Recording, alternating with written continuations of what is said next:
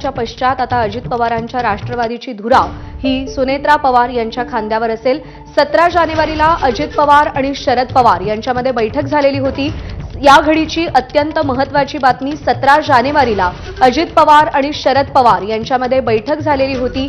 विलीनीकरणाची चर्चा जोरदार सुरू होती। महापालिका निवडणुकांमध्ये पुणे महानगरपालिकेत पिंपरी चिंचवडमध्ये एकत्र राष्ट्रवादी लढलेली होती आणि या बैठकीची ही दृश्य देखील समोर आलेली आहेत। शरद पवार, जयंत पाटील, शशिकांत शिंदे यामध्ये दिसतायत, रोहित पवार दिसतायत, डॉक्टर अमोल कोल्हे दिसतायत।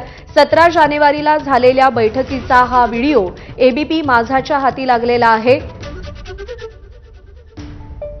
जयंत पाटील आणि शरद पवार यांच्यामध्ये सातत्याने विलीनीकरणासंदर्भात चर्चा सुरू होते असं देखील शरद पवार म्हणाले आणि या बैठकीचे फोटो देखील समोर आले ज्यामध्ये शरद पवार स्वतः उपस्थित होते।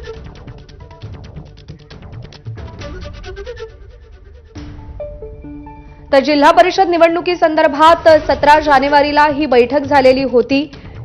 या बैठकीची दृश्य सध्या आपण पाहतोय। जिल्हा परिषदांच्या निवडणुकांमध्ये दोन्ही राष्ट्रवादींनी कशा पद्धतीने पुढे जायचं या संदर्भात या बैठकीमध्ये चर्चा झाली असावी अशी शक्यता आहे, कारण का जिल्हा परिषदांच्या निवडणुकांमध्ये सुद्धा अनेक ठिकाणी दोन्ही राष्ट्रवादी या एकत्रितरित्या लढणार होत्या आणि जिल्हा परिषदांच्या निवडणुकांनंतरच राष्ट्रवादीच्या विलीनीकरणाची घोषणा होईल अशी देखील चर्चा होती आणि त्या सगळ्याच्या अनुषंगाने ही बैठक अत्यंत महत्त्वाची मानली जाते। जयदीप भगत आपले प्रतिनिधी आपल्याला अधिक अपडेट देतील। जयदीप, 17 जानेवारीला शरद पवार अजित पवार यांच्यात बैठक झाली होती, काय तपशील आहे त्या बैठकीसंदर्भात, काय घडलं होतं? प्रज्ञा, खरं तर आठवत असेल 16 जानेवारीला पुणे महानगरपालिका पिंपरी चिंचवड महानगरपालिकेचा निकाल लागला। त्याच्यामध्ये राष्ट्रवादीला म्हणावं असं यश मिळालं नाही, अपयशच मिळालं। त्याच्यानंतर 17 जानेवारीला बारामतीतल्या कृषी विज्ञान केंद्राच्या कृषी प्रदर्शनाचं उद्घाटन होतं आणि त्यावेळेस संपूर्ण पवार कुटुंब जे आहे ते एका मंचावरती येणार होतं। मात्र अचानक जे आहे ते सकाळी अजित पवार गोविंद बागेमध्ये येतात आणि त्यामध्ये मोठी खलबत जी आहे ती झाली।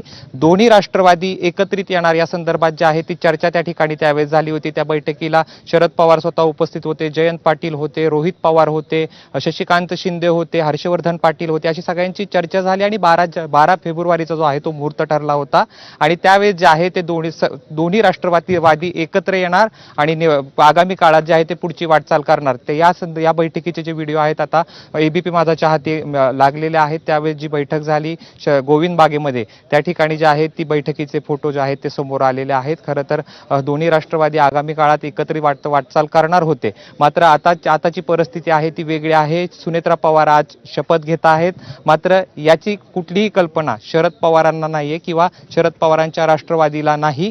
कोणतीही सुनेत्रा पवारांनी घरामध्ये चर्चा केली नसल्याचं जे आहे ते शरद पवारांनी सांगितलेलं आहे।